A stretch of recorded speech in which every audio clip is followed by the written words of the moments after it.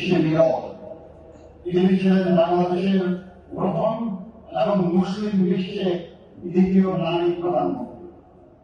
গণতন্ত্রকে ভালোবেসে তিনি গণতন্ত্র প্রতিষ্ঠার জন্য লড়াই করেছেন এবং দায়িত্বকে গণতন্ত্রকে কার্যকর করার উদ্যোগ নিয়েছেন বলে সুশোভিত।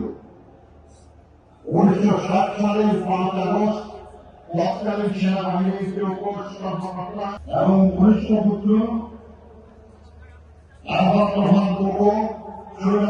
আমাদের সরকারের রাজনৈতিক অভিযোগের শিকার হয়ে মালয়েশিয়া অবস্থানকালে প্রকৃতপক্ষে বিনা চিকিৎসায় হয়েছে ইন্তেকাল করেন। তার লাশ যখন ঢাকায় আসে তখন তার মা দেশনেত্রী বেগম খালেদা জিয়াও ছিলেন তার গুলশান অফিসে সেই একই সরকারের। দেশনেত্রী বেগম খালেদা জিয়া রাজনীতিতে আগমন ছিল আকস্মিক, কিন্তু দেশের বিরোধী ছিল অনিবার্য।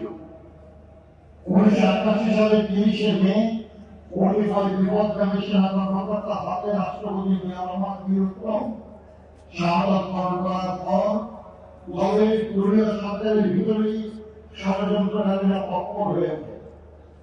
সাংগঠনিকভাবে বিএনপি এবং সরকার কখনো মতামত করেননি।